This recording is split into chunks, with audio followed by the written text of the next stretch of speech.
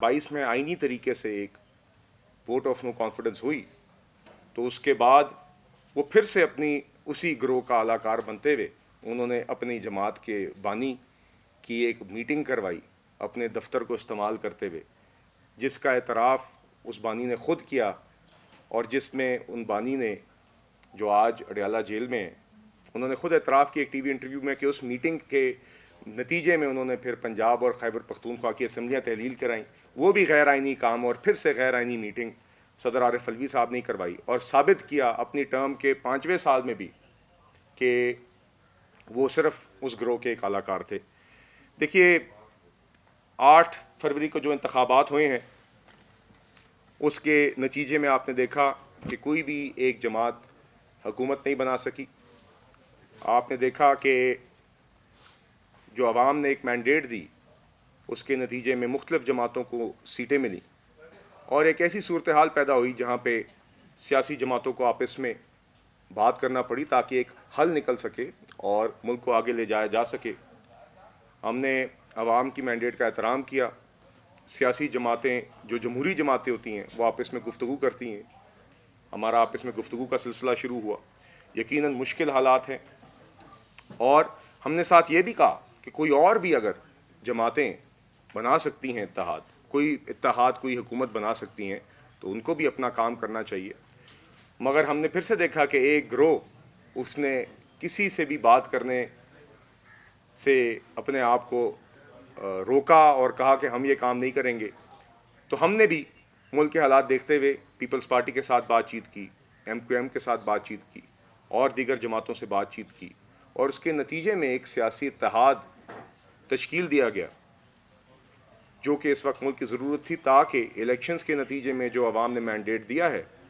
उसको आगे ले जाते हुए एक हुकूमत कायम की जाए ताकि जो मुल्क के मुआशी मसाइल हैं, जो मुल्क में सियासी इस्तेहकाम है, मुआशी मसाइल के हल के लिए सियासी इस्तेहकाम कायम करने के लिए एक हुकूमत बनाई जाए ताकि मुल्क को आगे ले जाया जा सके। उसी इत्तेहाद के नतीजे में आपने देखा कि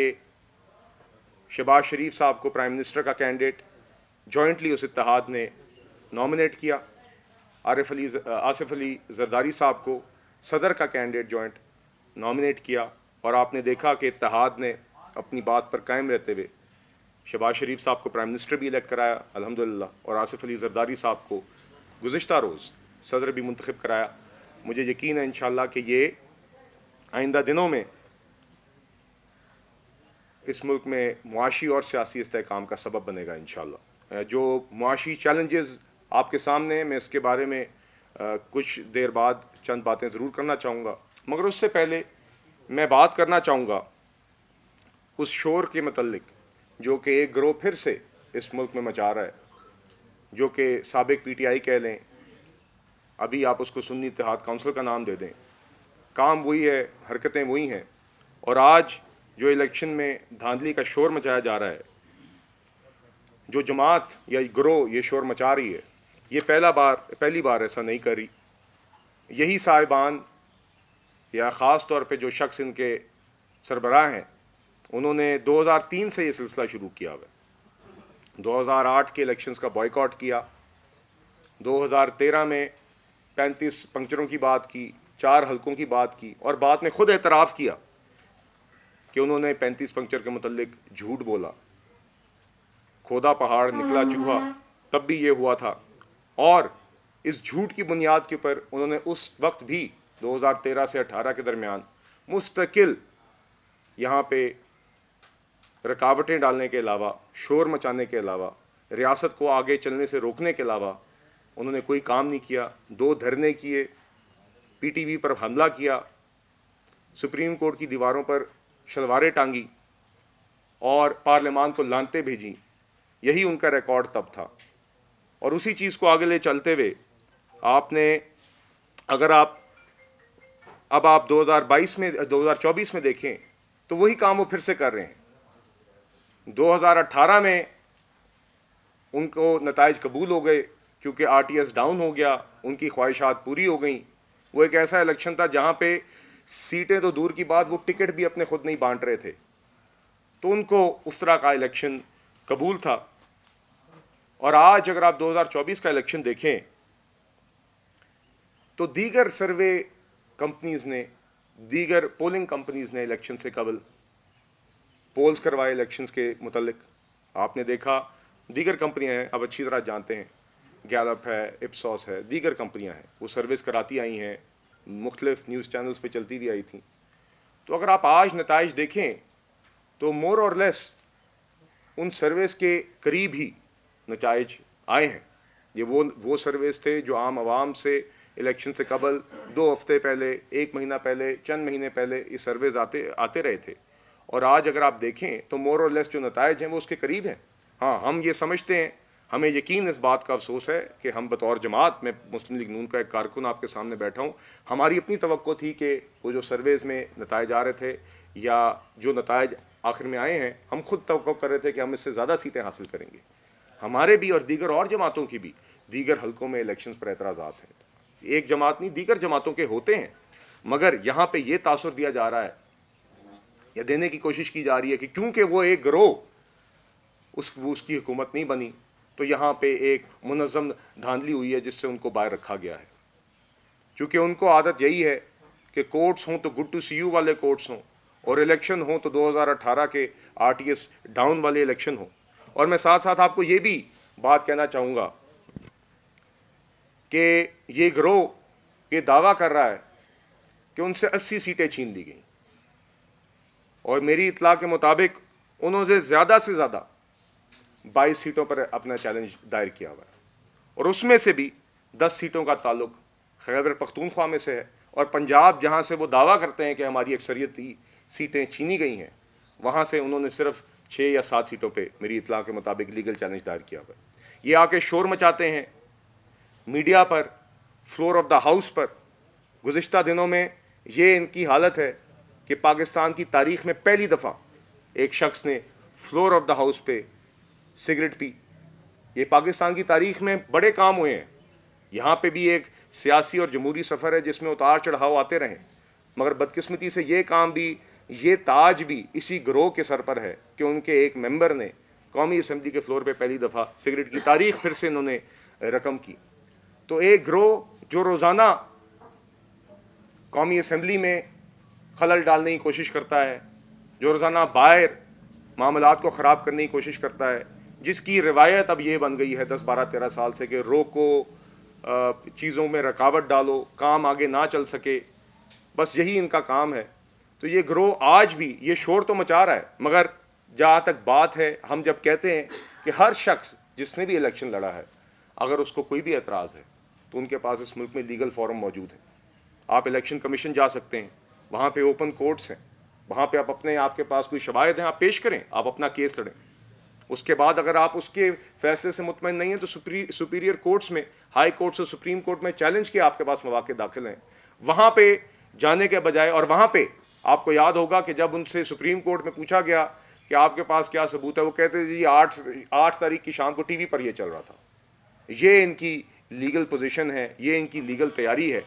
یہ ان کے حالات ہیں. ان سے آپ باتیں سننی ہو تو بڑی بڑی سنیں گے اور پیچھے سبسٹنس کبھی بھی نہیں ہوتا. چند دن قبل دعویٰ کرتے ہیں کہ جی قاعدے حزب اختلاف کو مائک دیں قومی اسمبلی کے فلور پہ، تو پھر کسی نے کہا کہ جناب پہلے آپ قاعدے حزب اختلاف اپوائنٹ تو کر لیں، کوئی چٹھی لکھ لیں. تو گزشتہ روز فائنلی انہوں نے پھر چٹھی ڈالی. تو یہ ان کے حالات ہیں، اور حالت یہ ہے کہ جو صاحب دعویٰ کر رہے تھے میں قاعدے حزب اختلاف ہوں، ان کے ساتھ اسپیکر صاحب بیٹھے ہوئے تھے، یا 1-2 کرسیوں بعد بیٹھے ہوئے تھے. جو 5 سال شخص اسپیکر رہا ہے، جو ان کی سربراہی کر رہا ہے فرنٹ رو پہ، وہ اتنا ان کو نہیں بتا سکا کہ جناب آپ کو قاعدے حزب اختلاف بننے کے لیے پہلے چٹھی ڈالنے کی ضرورت ہے. اس سے پہلے کہ آپ اسپیکر کو بھی برا بھلا کہیں، ہاؤس کو بھی مفلوج کرنے کی کوشش کریں، اتنی بڑی باتیں کرنے سے پہلے کم از کم اپنی گریبان میں اتنا جھانک لیں. یہ عکاسی کرتا ہے ان کی اوور آل طریقہ کار کی. جب تک ان کو ان کے نتائج نہ ملیں، یہ ہر وقت لڈو کا بورڈ الٹانے میں لگے ہوتے ہیں، یہ ہر وقت تباہی پھیرنے میں لگے ہوتے ہیں. اور ساتھ ہی ساتھ میں آپ کو یہ بھی کہنا چاہوں گا کہ دیکھیے، میں نے آپ سے کہا ہمارے بھی یہ الیکشن کے جو نتائج تھے توقعات سے کم تھے. ہم بھی آج بھی یہ سمجھتے ہیں کہ اگر ہر جماعت یہ چاہتی ہے، جو مین سٹریم جماعت ہوتی ہے، کہ وہ اس کو عوام سے ایک واضح مینڈیٹ ملے تاکہ وہ اس کا جو منشور ہے، جو اس کا مینیفیسٹو ہے، جو ملک کے مسائل حل کرنے کے لیے اس کا پروگرام ہے، وہ اس کو تشکیل دے سکے. ہمارے بھی دیگر رہنما آپ نے دیکھا کافی سینئر ساتھی اور گزشتہ حکومت کے کابینہ ممبرز وہ اپنے حلقوں سے الیکشن ہارے ہیں, ان کے بھی اپنے اعتراضات ہیں. تو دیکھیے یہ نہیں ہو سکتا کہ جہاں پہ آپ الیکشن جیت جائیں وہاں پہ ٹھیک ہے, خیبر پختونخوا میں الیکشن صاف ہیں باقی ملک میں خراب ہیں, الیکشن کمیشن وہی ہے. تو دیکھیے بات یہ ہے کہ یہ لوگ جو یہ شور مچا رہے ہیں, میں پھر سے دہراؤں گا, ان کے پاس یہ لیگل فورمز موجود ہیں, آپ یہ کام کرنا چاہتے ہیں کریں, مگر آپ کا اگر یہ خیال ہے وہاں پہ جانے کے بجائے اگر آپ کا یہ خیال ہے کہ شواہد کے بغیر آپ اس طرح شور مچائیں گے, کبھی کسی سلیکٹو طریقے سے کسی رپورٹ کا سہارا لیں گے, کبھی کسی بات کا سہارا لیں گے اور آ کے اسی طرح بڑی بڑی باتیں کریں گے اور پیچھے آپ کی باتوں میں کوئی سبسٹنس نہیں ہوگا. پہلے آپ 35 پکچر بناتے ہیں, پھر آپ 4 حلقے بناتے ہیں, آج آپ کو فارم 45 مل گئے ہیں. اگر آپ کا خیال ہے کہ آپ اسی طرح بار بار ریاست کے کام میں رکاوٹ بنیں گے, ملک کو آگے لے جانے کے سفر میں نہ صرف رکاوٹ بنیں گے بلکہ پیچھے لے جانے میں اپنا کردار ادا کریں گے جو آپ نے 2018 سے 22 کے درمیان کیا, تو ایسا ہرگز نہیں ہونے دیا جائے گا. اور دیکھیے ساتھ ہی ساتھ کہ دیکھیے اگر آپ کچھ رپورٹس کا یہ ذکر کرتے ہیں, کچھ اداروں کی رپورٹس کا, تو میں ان سے گزارش کروں گا کہ اگر آپ ان کی رپورٹیں پکڑ پکڑ کے لہرا رہے ہیں 2024 کی, تو پھر ان کی 2018 کی رپورٹس پر بھی نظر ماریں اور ضرور ماریں. اور دیکھیے ساتھ ہی ساتھ میں یہ ضرور کہنا چاہوں گا کہ بدقسمتی سے اس جماعت نے 2013 سے لے کے آج تک کوئی کنسٹرکٹیو رول ادا نہیں کیا. جب حکومت میں بھی 2018 میں یہ مسلط ہوئے تب بھی آپ نے دیکھا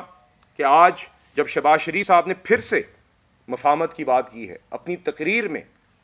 مفاہمت کا ہاتھ آگے بڑھایا ہے, تو پھر سے یہ اس ہاتھ کو پکڑنے کے قابل نہیں دکھائی دیے جا رہے. آپ نے دیکھا 2018 میں جب یہ وزیر اعظم مسلط ہو گئے یہ صاحب جو آج اڈیالہ جیل میں,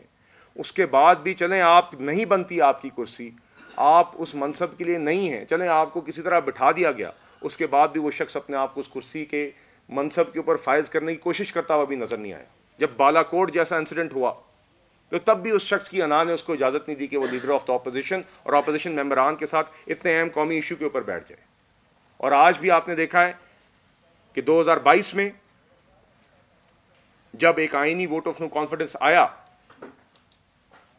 جب ایک آئینی ووٹ آف نو کانفیڈنس کے ذریعے اس مسلط شدہ شخص کو ہٹایا گیا, تو اس وقت بھی ان کو جب حکومت جاتی جاتی نظر آئی تو انہوں نے اپنا ہی کیا ہوا آئی ایم ایف پروگرام سبوٹاج کیا. ان نے اپنی ہی کی ہوئی آئی ایم ایف کے ساتھ شرائط توڑی اور پروگرام کو خراب کیا, پروگرام سسپینڈ ہوا اور پاکستان کو ڈیفالٹ کے نہج پر دھکیلا. اور جب ہماری حکومت آئی پاکستان کے مفاد میں 2022 اپریل 2022 میں جب ہماری حکومت آئی پاکستان کے معاشی مفاد میں, ہم نے انہی کا کیا ہوا پی ٹی آئی کا آئی ایم ایف پروگرام ہم نے ریوائیو کیا, کیونکہ اس وقت ملک کی ضرورت تھی کہ ہم ایک آئی ایم ایف پروگرام میں ہوں تاکہ جو زر مبادلہ کے ذخائر کا کرائسس ہے اس کو فوراً ہم روک سکیں. پاکستان میں جو ڈالرز کی قلت ہے اس کو ہم فوراً روک سکیں تاکہ ملک میں ڈیفالٹ نہ ہو اور سری لنکا جیسے حالات نہ ہوں. مگر تب بھی ان سے نہیں رہا گیا. انہوں نے اس ٹائم پر بھی, آپ کو یاد ہوگا کہ اپنے وزراء خزانہ کو صوبائی تیمور جھگڑا صاحب کو, محسن لغاری صاحب کو, شوکت ترین صاحب نے کالیں کر کے عمران خان کی ہدایت پر کہا کہ آپ یہ چٹھیاں لکھیں آئی ایم ایف کو, چونکہ ان سے یہ ہضم نہیں ہو رہا تھا کہ جب ووٹ آف نو کانفیڈنس سے پہلے انہوں نے ملک کو ڈیفالٹ کی طرف دھکیل دیا تھا تو ملک کیوں بچ رہا ہے ڈیفالٹ سے, یہ نئی حکومت آ کے کیوں بچا رہی ہے ملک کو ڈیفالٹ سے, ان کے یہ عزائم کیوں پورے نہیں ہو رہے. تو ان کو سکون نہ آیا, انہوں نے چٹھیاں لکھیں. آپ کو تیمور جھگڑا اور شوکت ترین کی بالخصوص آڈیو لیک یاد ہوگی جس میں واضح طور پہ یہ بات ہو رہی تھی کہ آئی ایم ایف کو چٹھی لکھی جائے تاکہ یہ آئی ایم ایف کا پروگرام ریوائیو نہ ہو سکے. بہانہ بنایا صوبے کے حقوق کا,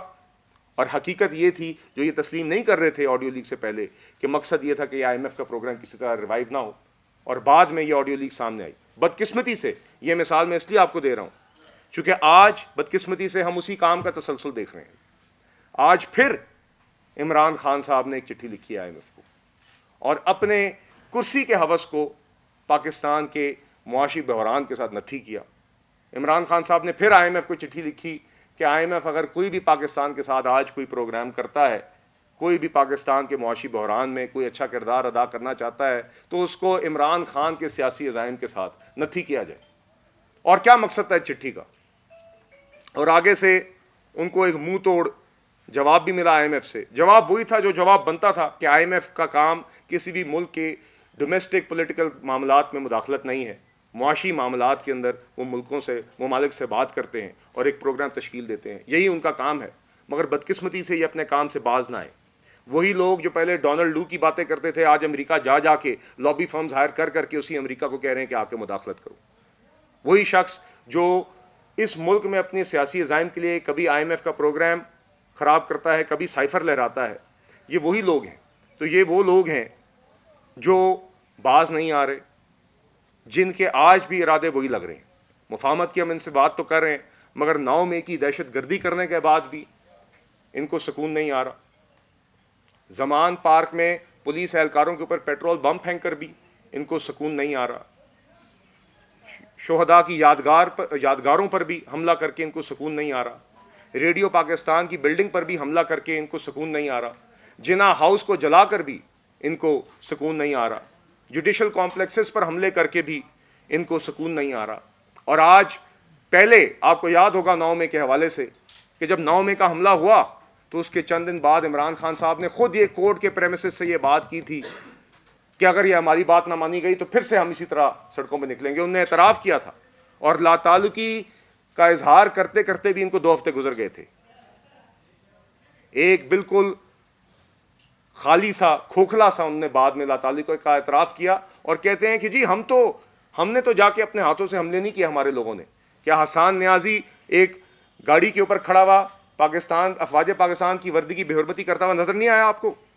کیا ان کے لیڈران آپ کو لوگوں کو جناح ہاؤس پہنچاتے ہوئے جی ایچ کیو کے گیٹ پر لاتے ہوئے نظر نہیں آئے؟ آپ کہیں کہ آپ بکریوں کو پانی پلانے تالاب تک لے جائیں اور کہہ جائیں اگر اس نے پی لیا تو یہ ان کی غلطی ہے.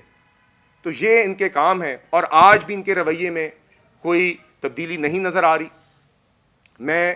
آپ کو پھر سے کہنا چاہوں گا کہ آپ نے دیکھا کہ ہماری جماعت نے مشکل حالات میں بھی ہمیشہ مفاہمت کا ہاتھ بڑھایا ہے.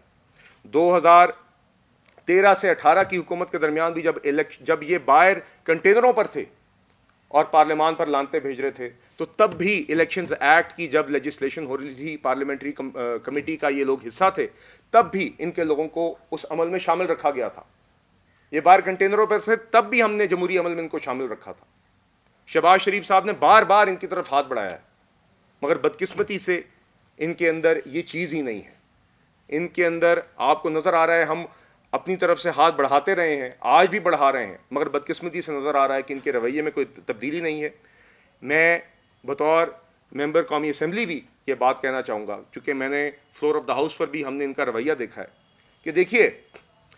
پارلیمان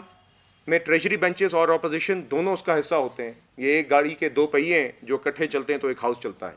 اپوزیشن کا حق ہے بلکہ ان کا یہ فرض ہے کہ وہ ایک اہم کردار ادا کریں, کنسٹرکٹیو کردار ادا کریں. عوام کے مسائل کے اوپر کوئی بھی ان کے پوائنٹس ہیں, ڈس ایگریمنٹس ہیں, حکومتی پالیسیوں پر تنقید ہے, اصلاح ہے, اس کی نشاندہی کرنا بھی ان کا کام ہے. مگر بدقسمتی سے ہمیں ابھی تک یہ نظر نہیں آیا. ہمیں رویہ یہی نظر آ رہا ہے کہ ہم اس ہاؤس کو نہیں چلنے دیں گے, ہم یہاں پہ دوسری جماعتوں کے لیڈران کو گالیاں دیں گے, ہم ہاؤس کے باہر بھی حکومت کو روکنے کی کوشش کریں گے, ہاؤس کے اندر بھی لیجسلیشن کو روکنے کی کوشش کریں گے. تو اگر آپ کا یہ خیال ہے کہ آج جن معاشی چیلنجز کے لیے سے نمٹنے کے لیے عوام نے ایک مینڈیٹ دیا ہے اور ہماری حکومت جو یہ بنی ہے, اگر آپ کا یہ خیال ہے کہ آپ اس حکومت کو مفلوج کر سکتے ہیں, عوام کے مسائل حل کرنے سے روک سکتے ہیں, تو یہ آپ کی غلط فہمی ہے.